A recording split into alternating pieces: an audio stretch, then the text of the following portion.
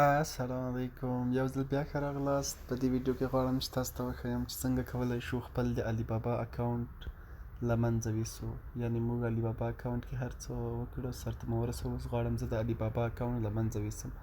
که څه هم د علي بابا اکاونټ له منځه وړل ښه کار نه دی، خو بیا هم یو څوک مجبور کېږي یا هم کوم خطر ورته متوجه کېږي د اکاونټ طریقه، نو دوی وایي چې زه خپل اکاونټ څنګه کوم، علي بابا اکاونټ له منځه وړم.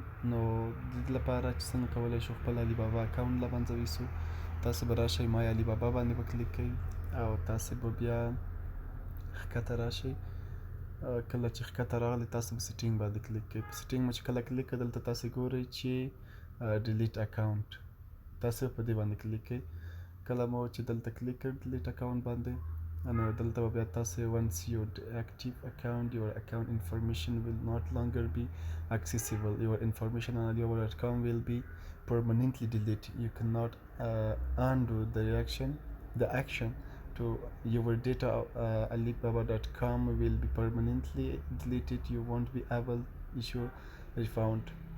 You will also lose access to member benefit coupons, features and دلته هغه ټول شیان ورته ویلي وایي. کله چې تاسو خپل اکاونټ ډیلیټ کړئ نو تاسو به هر څه به ډیلیټ شي، څه اکټیویټي مو چې پکې کړي، څه کارونه مو چې کړي هغه ټول به له منځه لاړ شي. نو تاسو بیا ډیلیټ اکاونټ باندې به کلیک کوئ، وایي سمه ده، ورته ووایي چې مشکل نشته. نو پرایوسي سنټر او دلته به تاسو ډیلیټ اکاونټ باندې کلیک کوئ. کله مو چې کلیک کړئ ستاسې اکاونټ به همیش لپاره څنګه شي، له منځه لاړ شي، چې په داسې حال کې چې تاسو دې ته بیا لاسرسی نشئ پیدا کولی. کوم مسیجونه مو چې د خلکو سره کړي اوسي، کومه فایده چې تاسو دلته ښیي، هغه ټول به تاسو ته څنګه کېږي، ستاسې څخه له منځه لاړ شي. او دلته ځینې نور شیان درته ویلي چې when you use alibaba.com you will be store your data and enable your دلته مسخت ستاسې هغه اکاونټ څنګه کېږي، ډیلیټ کېږي.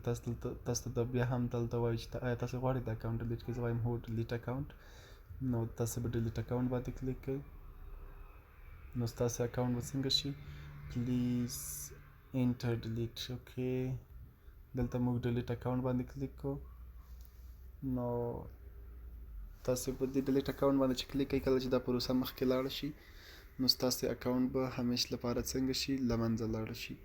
نو دلته ځینې تاسو ته ویلي چې it will not be possible to recover your personal data. خو مخکې نه ویلي وو چې ستاسو هغه پرسنل ډیټا چې د هغه ټوله به له منځه لاړ شي. نو کله چې دا پروسه مخکې لاړ شي ستاسې اکاونټ به همیشه لپاره له منځه لاړ شي. نو په دې طریقه باندې تاسو کولی شئ خپل اکاونټ علي بابا اکاونټ له منځه ویسئ.